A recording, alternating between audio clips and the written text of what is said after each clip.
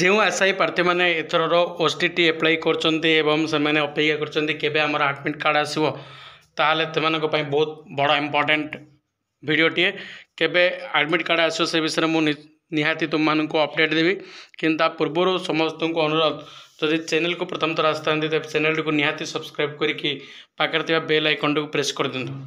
ଦେଖନ୍ତୁ, ଯାହା ବୋର୍ଡ଼ର ସୂଚନା ଅଛି, ଜାନୁଆରୀ 14, 15 ରୁ 17 ତାରିଖ ଭିତରେ ତୁମର ଓଟିଟି ଏକ୍ଜାମଟି କଣ୍ଡକ୍ଟ କରିଦିଆଯିବ, ଯାହାକି ବୋର୍ଡ଼ ସଭାପତି ଶ୍ରୀକାନ୍ତ ତରାଇଙ୍କ ମନ୍ତବ୍ୟରୁ ପ୍ରକାଶ ପାଉଛି।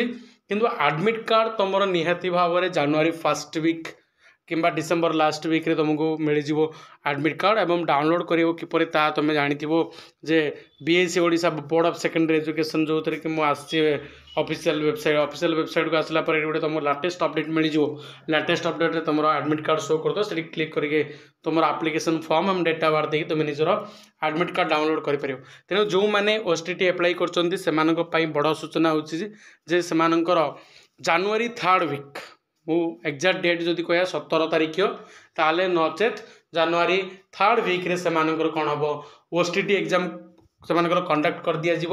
ଏବଂ ଯେଉଁମାନେ ପ୍ରିପାରେସନ୍ ଜାରି ରଖିଛନ୍ତି ସେମାନେ ନିହାତି ନିଶ୍ଚିତ ଭାବରେ ପ୍ରିପାରେସନ୍ ଜାରି ରଖନ୍ତୁ ଏବଂ ଆମ ଚ୍ୟାନେଲକୁ ନିହାତି ସବସ୍କ୍ରାଇବ୍ କରନ୍ତୁ, କାରଣ ଯେଉଁଦିନ ତୁମର ଆଡମିଟ୍ କାର୍ଡ଼ ନୋଟିଫିକେସନ୍ ଆସିବ ବୋର୍ଡ଼ ତରଫରୁ, ସେଦିନ ମୁଁ ତୁମକୁ ସର୍ବପ୍ରଥମେ ଅପଡ଼େଟ୍ କରିଦେବି। ତେଣୁ ନିହାତି ଚ୍ୟାନେଲକୁ ସବସ୍କ୍ରାଇବ୍ କରିବ ଏବଂ ପାଖରେ ଥିବା ବେଲ୍ ଆଇକନ୍ଟିକୁ ପ୍ରେସ୍ କରିବ।